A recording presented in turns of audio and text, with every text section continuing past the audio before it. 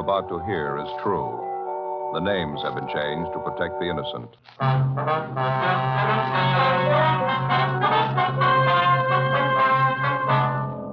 You're a detective sergeant. You're assigned a homicide detail. A 39-year-old housewife disappears suddenly. There's no explanation for it. 5 days later, evidence of possible foul play is uncovered. Your job, investigate.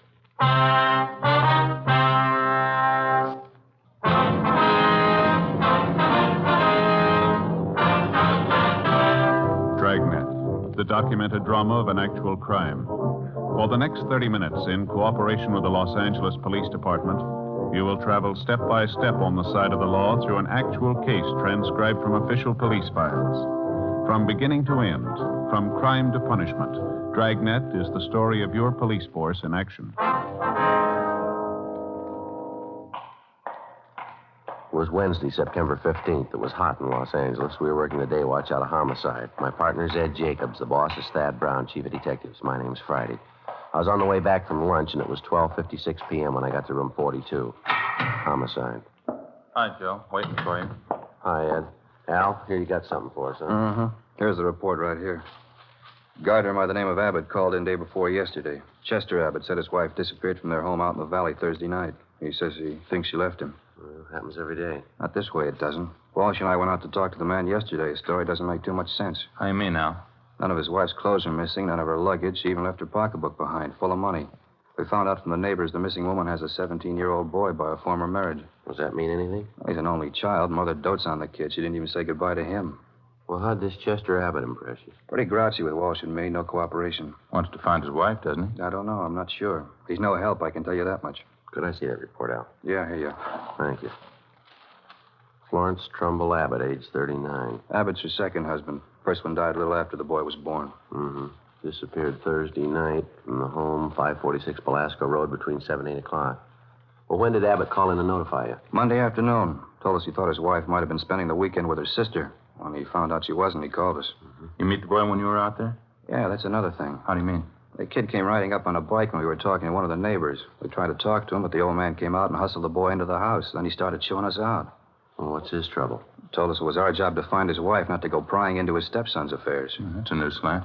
Well, how about the woman's friends and relatives? They've been checked out yet, Al? Walsh is on it now. Don't think he's had much luck contacting him so far. I'll tell you the truth, I don't like the looks of it. Mm. Mrs. Abbott have any other relatives here? I mean, besides a sister and 2 aunts? Yeah, I got the list right over here. Sure wish we had a chance to talk to that boy. You notice anything else out of the way about Mr. Abbott, Al? Well, I don't know. Here's that list, Joe. Oh, thank you. Abbott was upset, all right. I don't know, though. He didn't exactly strike me as reacting the way a normal man reacts when his wife's disappeared. Well, how about a copy of this report? You got one to spare? Yeah, sure. Just a minute. Yeah. Missing persons, Barghetti. That's right. This is Barghetti speaking. Who's that? Oh, yeah. Yeah, sure. About what? All right, good. 4 o'clock? Fine. All right, son. Goodbye. Well, that was the boy I was telling you about, Mr. Abbott's stepson. What do you want? He wants to talk to us. Sounded worried. About his mother? He thinks something's happened to her. In police work, missing persons detail is not a department separate in itself. It's organized as a part of homicide division. When the possibility of homicide arises in the course of handling a case, missing persons immediately turns the matter over to homicide officers for investigation. When we got the call from the Abbott boy, we automatically took over. According to Al Barghetti, the boy said he suspected his stepfather and he didn't want him to know of any meeting between him and police officers. At 3:15, Ed and I left the office and drove to the meeting place designated by the boy, the Dairyland Fountain and Coffee Shop near the corner of Fairfax and Hollywood Boulevard. We got there at 3:50 p.m. At 8 minutes past 5, the Abbott boy still had not arrived. We waited another 15 minutes, and then we left and drove out to the valley and pulled up in front of the main gate to the Abbott nursery on Belasco Road. The house itself was set well back on the property, which covered about 5 acres of ground. The entire nursery was surrounded by a 6-foot chain-link fence, and it looked like every available foot of ground inside was planted with some kind of flower or shrub. Mr. Abbott met us at the gate. He had 3 full-grown mastiffs with him. He held them on a chain. Yes? What do you want? Police officers, you Chester Abbott? That's right. What do you want? Well, if you can get those dogs quiet for a few minutes, we'd like to ask you some questions. Pretty busy now. Can't you come back tomorrow? No, it's important, Abbott. We'd like to talk to you now. All right, if you have to. Fast, time. Get down there. You two, Joe. Quiet. I said quiet. All right. Now, what do you want? Mind if we come inside, sir? These watchdogs of mine are pretty vicious. We can talk here at the gate. All right. We've been assigned to look into your wife's disappearance, Abbott. This is my partner, Sergeant Jacobs. My name's Friday. Mm-hmm. Find out anything about my wife yet? Nothing definite, no. Thought maybe you could help us. Mind telling us exactly what happened the night she disappeared? What do you mean, what happened? Well, when did you see her last? When did you first notice she was gone? Well, we had dinner Thursday night about 7 o'clock, then I laid down for a nap. Florence went out on the front porch for some air. I woke up a little before 8 o'clock and went outside to look for her. She was gone. No one saw her leave, Mr. Abbott? Not that I know of. Maybe one of our neighbors. You can ask them. They seem to know everybody's business. How about your stepson? Wasn't he home Thursday night? Bruce? No, he went out to a show with some other kids. When did you get back from the show, you remember? About 10 o'clock, I think. Why? Where's the boy now, Abbott? Who are you looking for, my wife or stepson? Both of them. Where is he? Gone. I took him over to my sister's in Alhambra. He'd been feeling bad since his mother disappeared. Figured the change would do him good. Well, when did you take him over to your sister's? This afternoon. What's that got to do with it? I'd like to talk to him. No, you can't. You won't allow it. The boy's too upset right now, and I can't allow I'm it. afraid you're going to have to allow it, Abbott. Listen, mister, you can get off this property right now if you're going to get fresh with me. No cops giving me any sass. Get down there, honey. Quiet. Nobody's giving you sass. We want to talk to your stepson, that's all. He might be able to give us a lead on the whereabouts of your wife. And I say you can't see the boy. You've been looking for Florence for a week, and you haven't found a thing. I'll get somebody else to look for her. It's my business anyway, nobody else's. It's our business if anything happened to her. What are you talking about? You better get your coat, Abbott. I'd like to talk to you downtown. Come through that gate, and I'll let these dogs go. We'd hate to shoot him, mister. Wait, what are you trying to prove, anyhow? What do I have to go downtown for? I'll tell you when we get there. Now get your coat. Chester Abbott turned, made his way up the path and into the house. A few minutes later, he came out, closed the gate behind him, and got into our car. On the way back downtown, he talked pleasantly about the weather, the nursery business, and his dogs. When we got to the office, we found out the reason for his sudden change in temperament. His lawyer was waiting for us at the door. We tried to interrogate Abbott, but the lawyer objected to just about every question we asked. It was hopeless, and we knew it, and so did the lawyer. We released Abbott, but not before we got the name and address of his sister in Alhambra, where the stepson, Bruce, was supposedly staying. After Abbott and his lawyer left, Ed and I signed out of the office and drove to Alhambra to check on the boy. Forgetty sure had this one pegged. Real sleeper. Yeah.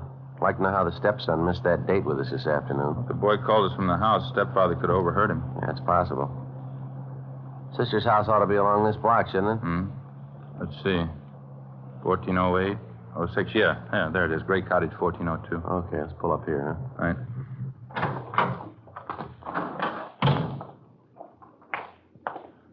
Nice looking place, well kept, huh? Mm-hmm. Nice neighborhood. Wonder how the lot prices run out here. I don't know. I'll get the bell.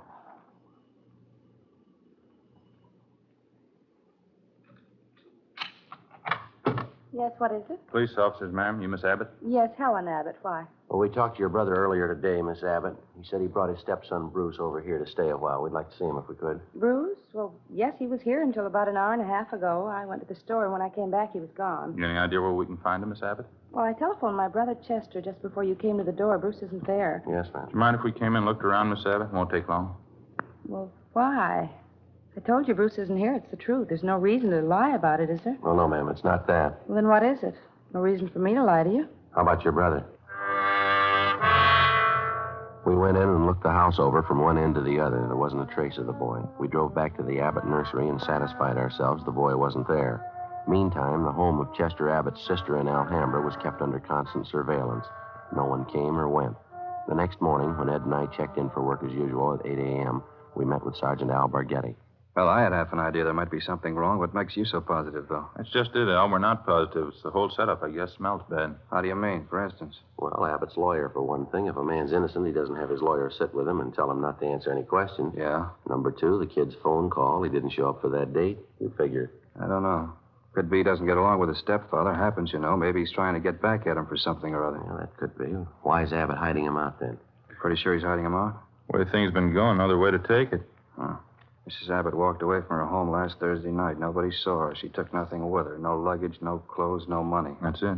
You checked with her family doctor? Yesterday, told us Mrs. Abbott was in perfect health. Checked her bank statements, double-checked the name through Wanderer's file. Repeaters found, missing persons. Couldn't find it in either one. Her relatives, too. How you talked to them? Some of them, yeah, Al. Got a few more to check out this morning. Oh. Well, one thing's certain. No clothes, no money, no luggage. She couldn't have gone very far. You checked all the angles, huh? Well, the sheriff's office, the jails, the hospitals, sent out a teletype and an APB. She's been gone almost a week, and nobody's seen her. Now, how's that add up to you? Well, I got an idea. Yeah. I hope I'm wrong.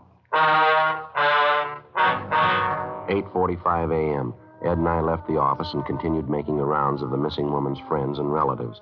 We checked at the Western National Bank, where Mrs. Abbott maintained another account. Her savings statement showed a total balance of $31,564.17. Her checking account had a balance of $842.71. At the Farmers Mutual, we found the record of an insurance policy issued to Florence Trumbull Abbott. It was a 20-pay life policy covering the insured in the amount of $30,000.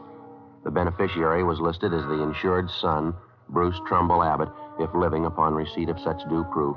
If not, the insured's husband, Chester J. Abbott. By the time we finished checking the missing woman's financial status, we figured we had a fair suspect in the husband, Chester Abbott. From casual reports, we knew he was a frugal man, almost to the point of obsession. If he was greedy as well, if he wanted or needed money badly enough to kill, then he had all the motives necessary to murder his wife. Maybe his stepson, too. 6:40 p.m., Ed and I drove back to the office. Go ahead. Long day, out of mileage. Wonder if Al's still around. Hey, Bargetti. Al? Yeah, here. That you, Friday? Yeah. How'd you do? Get anything? A few things, pretty fair luck. Good. I got some more for you. Just walked in here 10 minutes ago. Who's that? Bruce Abbott. He's waiting in the next room. We went into the next room and met the Abbott boy. He was small for a 17-year-old, dark-haired, thin, a little on the sickly side. He seemed nervous and upset. He told us that he wasn't able to keep the date he made with us on the phone because his stepfather did apparently overhear the conversation and drove the boy immediately to his sister's place in Alhambra. We asked the boy what made him so sure that his stepfather was responsible for his mother's disappearance. Well, for one thing, all three of us usually go to the early show on Thursday night, Chester, Mom, and me. But last Thursday we didn't go. Why was that, son? Chester said he wasn't feeling too good and he wanted Mom to stay home and take care of him. Then he told me to go on ahead to the show, so I did. What time did you get home, Bruce? About 10:15, 10 o'clock. Did you notice anything unusual when you got home, son? Not so much, no. Mom wasn't there. I didn't think much about it then. I thought maybe she was over to one of the neighbors. You asked your stepfather where she was? Uh-huh. He said he didn't know. He said he thought she was over at one of the neighbors, too. What was your stepfather doing when you got home? Just sitting in the living room reading the paper. I usually don't talk to him too much. I just asked him where Mom was, and he told me, and then I went back to my room and went to bed. Did you notice anything unusual about the way he acted? Anything different about him at all? Well, I'm not too sure. He did seem a little nervous, though. Jumpy. More than usual, I think. Mm-hmm. Anything else? Well, when I came through the front yard, I noticed the dogs had mud all over their paws. Red, Jaime, and George, all three of them. They must have been out in the nursery plots. Anything unusual about that? In a way, yeah. You see, the dogs don't go out in the plots unless Chester's with them. He doesn't want them to trample the seedlings. I noticed Chester had mud on his shoes that night, too. And you figure your stepfather was out digging somewhere in the nursery plots that night, huh? Yeah, that's right. Digging somewhere. He must have been. Can't figure out why, though. How do you mean, son? My stepfather never works at night.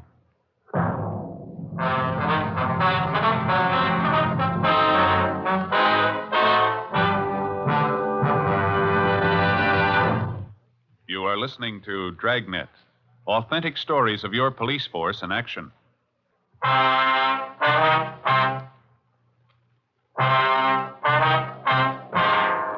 Thursday, September 16th, 7:05 p.m. We continued talking to the missing woman's 17-year-old son, Bruce Abbott.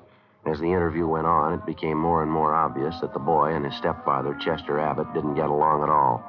Apparently, the boy was jealous of him, and he was jealous of the boy. Besides his prejudice, Bruce also contradicted himself during the course of the questioning. 7:15 p.m., the interview went on. I understand that all right, son, but you say you can't think of any reason why your father'd be out working in the nursery plots that time of night? No, sir, I can't. I don't know how he'd get any work done. None of the plots are even lighted, only the greenhouses. Well, is it possible he could have gotten that mud on his shoes working in one of the greenhouses? No, sir, I don't see how. All the paths in the greenhouses are graveled. It's my job to see they're kept graveled. I know they weren't muddy because I fixed them the day before. Mm-hmm. Well, what do you think it means, Bruce? I don't know. I don't want to think about it. I just know he's done something. He's done something to her. Did your father, that is your stepfather, give you any reason for keeping you away from the police officers that came to your house? I mean, the first two officers who showed up? No, he said people were getting nosy, that's all. He said it might be better for me over at my Aunt Helen's place. Mm-hmm. Well, you think your Aunt Helen might know where your mother is? I don't think so. We hardly ever see Aunt Helen. We don't know her well at all. Well, do you know if your mother and stepfather argued very much, son? I mean, big arguments. Sometimes, yeah. Mostly about me. How do you mean? Chester's pretty tight, you know. Doesn't like to spend money at all. He and Mom used to argue about whether I ought to get paid for the work I did around the nursery. Chester didn't want to pay me. That's so. Yeah, when I started working, he promised he'd pay me. I was saving up to buy a 31 Model A. After a couple of weeks, when he didn't pay me, I asked him about it. He told me I ought to be glad to work for him for nothing. And your mother argued with him about that? Sure, she got good and mad, too. She should have gotten mad. It was her money that bought the nursery anyway. Well, how'd you happen to get away from your aunt's place, Bruce? It wasn't too hard. Helen had some shopping to do, and she left me alone. She locked the door to my room. Even the screen over the window was nailed down, but I kicked it out and got away. I stayed at a friend's house last night. You thought much about where you're going to stay tonight, son? Well, I don't know. Sergeant Borghetti, I was talking to him. He asked me if I wanted to go out and have dinner and then stay at his house tonight. I don't know. Sounds like a good idea to me. I don't know. Sure nice of him to ask me. I think it'd be a lot better for you, son. Why don't you check in the next office, see if Borghetti's ready to leave, huh? Yeah. Okay, Sergeant. Thanks. Sure. You betcha. Joe, what do you think? It's hard to say. He might be lying. Before we signed out of the office that night, we met with Captain Lorman and outlined a plan to bring in the husband of the missing woman for questioning alone. We figured it'd serve two purposes: clarify the boy's position in the case and determine one way or another if the stepfather was withholding information about the disappearance of Mrs. Abbott. The big problem was to bring in Chester Abbott for interrogation without the knowledge of his lawyer. As we'd found out more than once, it was impossible to get anything out of Abbott with his lawyer present. We set up a plan to call at the Abbott home early in the morning, get the suspect out of bed, and bring him in before his lawyer could be notified. At 3:30 the following morning, Ed and I met at the office and started for the Abbott place. We brought along a couple of pounds of fresh horse meat to keep the dogs quiet if they raised a fuss. At 10 minutes past 4 a.m., we parked our car a few hundred feet down the road from the Abbott nursery and made our way toward the gate. I reached in and tried the latch. The dogs started up. How about it, Joe? Open? No, it's padlocked. We're going to have to climb the fence. Toss some of that meat over to him, will you? Yeah, okay. There. All right, that does it. All right, let's climb the fence. Keep an eye on the hounds. Looks like they could take a leg off. Yeah. Take it easy, Ed. All right. Watch that. Yeah. Here comes that other dog. Get some more of that meat ready. Yeah. There you are, boy. Go get it. Go on. All right, that's fine. Come on, let's hurry. Have a look, Joe. Huh? Windows along the side of the house. Lights just went on. Yeah, come on. Who is it? Who's there? Who is it? I'll set the dogs on you. Police officers, Abbott. Friday and Jacobs. What kind of business is this? What are you doing out here this time of night? You're under arrest, Mr. Abbott. What are you talking about? I think you heard me. You're under arrest. What kind of crazy thing is this? You're going to pay for this. I'll have your job. All right, you want to get your coat? You cops are asking for a pack of trouble. You know that. Get your coat. I'd like to know what you think you're doing. Where's my stepson, anyway? What have you done with him? I got a better one for you, mister. Huh? What have you done with your wife? 4:25 a.m. Ed and I drove the suspect, Chester Abbott, back downtown to the office. He was quiet and sullen. We headed down the hall for the squad room. Light still burning in the office. Yeah, probably Borghetti standing by. All right, Abbott, in there. You're going to pay for this. You can take my word on that. Ed, you want to take him in the office here and stay with him? I'll check with Al. Okay. All right, Abbott. Inside.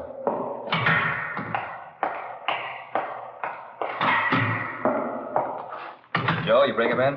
Yeah, he's next door. Ed's with him. Tough. Somebody must have seen you. No, I don't think so. They must have. Why? What do you mean? Abbott's lawyer. He's sitting in the next room. How the lawyer had been notified, we couldn't be sure. Again, we tried to question Abbott, and again, on the advice of his attorney, he refused to answer practically every question we put to him. We released him.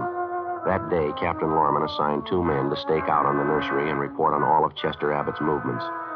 A little after 7 p.m., just after nightfall, we tried again to bring the suspect in for questioning without his lawyer's knowledge. It didn't work. The men assigned to stake out on the Abbott place reported definitely that someone was tipping off the attorney whenever unknown visitors showed up at the nursery and drove off together with Mr. Abbott. There was nothing we could do about it. The following morning, Al Borghetti came up with a lead. Had a long talk with the boy last night. Think he came up with a pretty fair lead. How's that? The old man's responsible. We know there's only one way we'll get a conviction. Yeah? Find the body and enough evidence to tie him in. Yeah, well, where do we start looking? In a new rose bed. It's next to one of the greenhouses in Abbott's nursery. Boy tell you this? Yeah, seems to make sense. We know old man Abbott's crazy about saving $1. We found that out from the neighbors and the relatives. Mm-hmm. On the nursery trade, especially in the limited area Abbott has to work in, You cultivate every foot of ground you have. You plant every foot of soil with something. Well, yeah, what's the point? Well, Abbott's not the type to waste anything. He wouldn't let ground lie fallow when he could plant something that might bring in a few dollars next spring. Mm-hmm. Bruce tells me his stepfather has every inch of the property planted with something. Everything except a 6x8 plot of ground in that rose garden. Well, what did the boy say? The plot been vacant for a long? Well, he says his stepfather got it ready for planting a week and a half ago. It's still vacant. Be worth checking out. How do we do it? We can order up a crew from the crime lab. They can take probings through the plot, all around it. They ought to be able to tell us how deep the ground's been worked over lately. Okay, what do you figure, tonight? I think so, yeah. Maybe 11, 12 o'clock. What about old man Happy? You think he's going to sit still for it? If the hunch pays off, he's going to sit still a long time. It was 10 minutes past 11 that night when we got to the Abbott nursery. Lee Jones and the crime lab crew, Al Bargetti, Ed, and 2 other men from homicide. The men on stakeout told us Chester Abbott, along with his attorney, had left the house a half hour before in his car, a dark blue coupe. They hadn't returned. Ed brought along another supply of fresh horse meat for the dogs, so we didn't have any trouble there. We located the vacant plot of ground in the rose bed next to one of the greenhouses, as Bruce Abbott had described it to Bargetti. The crime lab crew started probing. The ground obviously had been worked over recently, and to some depth. They started digging. Anderson, get that light over here, will you? Thanks. Joe, see anything? No. Let's keep digging. It's right over here, huh? Yeah. You know, this is it. He wasn't taking any chances. Down a good 4 or 5 feet now, wouldn't you say? Yeah, at least that. Anderson, more light, huh? All right, let's go at it. All right, wait a minute. Yeah. Woman's shoe here. Come on.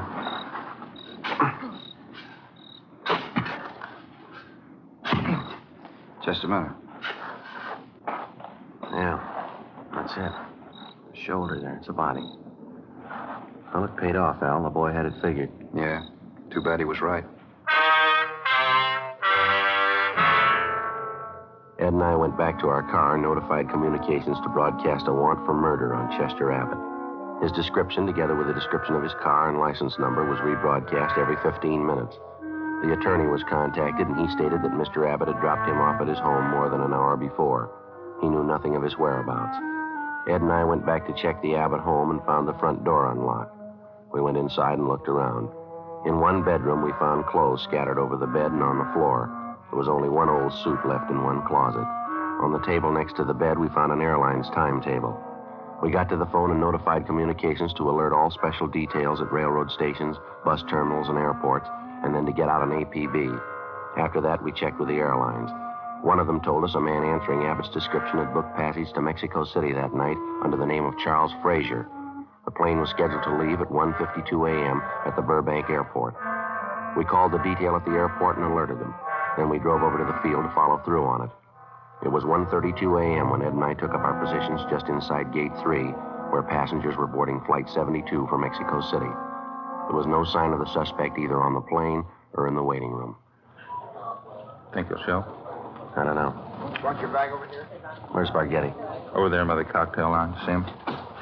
Oh, yeah. What time you got now? 1:38. Plane's due to take off in another 4 minutes, isn't it? Mm-hmm.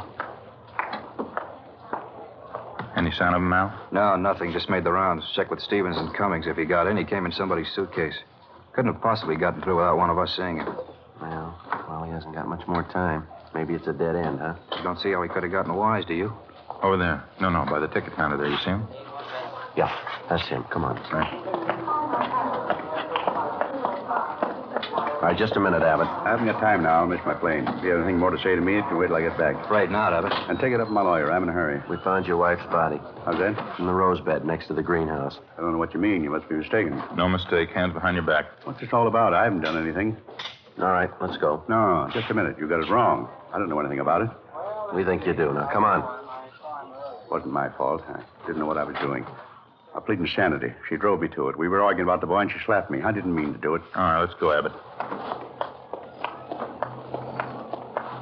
Can you wait just a minute more? What for? My plane. One for Mexico City. Funny, isn't it? What's that? I was so close. Just missed it. Not by more than 1 minute. No, you're wrong about that, Abbott. Just 1 minute, that's all. Well, you missed it before you ever bought your ticket. How do you figure? When you first decided to kill your wife. Come on.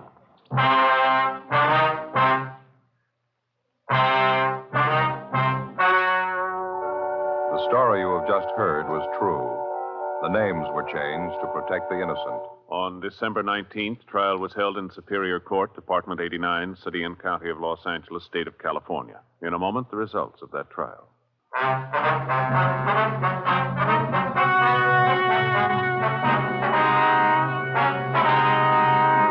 Chester Vernon Abbott was tried and convicted of murder in the first degree.